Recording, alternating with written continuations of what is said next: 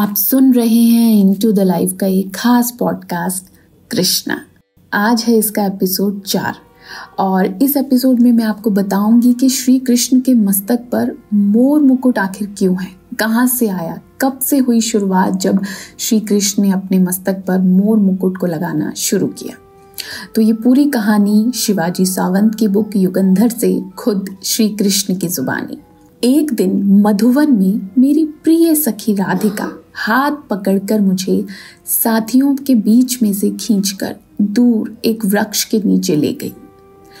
खिले हुए मोटे मोटे सिंदूरी रंग के गुच्छों से लदा हम सब का अत्यंत प्रिय डेरेदार कदम्ब का वृक्ष था वो। उसके खिले हुए पुष्प गुच्छों की मस्त गंध से सारा परिवेश सुगंधित हो रहा था। राधा मुझे कुछ भेंट करना चाहती थी। वो अपने वस्त्र के पल्ले में उसे छिपा कर ले आई थी। उसके पहले ही स्पर्श से मुझे प्रतीति हो गई कि आज वो कुछ अलग ही दिख रही थी, पर ऐसा तेज चढ़ा कि जिस पर दृष्टि टिक ही नहीं पा रही थी। उसकी आंखें तो आकाश के चंद्र सूर्य से स्पर्धा करती हुई अपार तेज से दमक रही थी।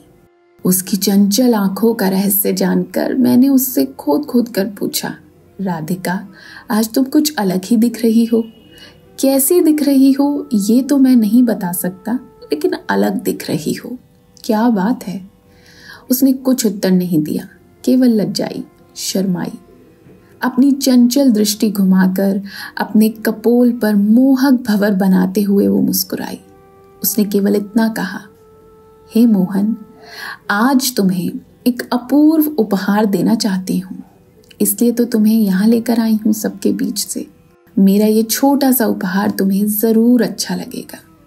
आंचल में छिपाकर लाया उपहार उसने मेरे आगे रखा।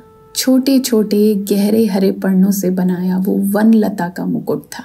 उसमें लगाया हथेली के आकार का रंग संपन्न मोरपंख बहुत सुंदर दिख रहा था।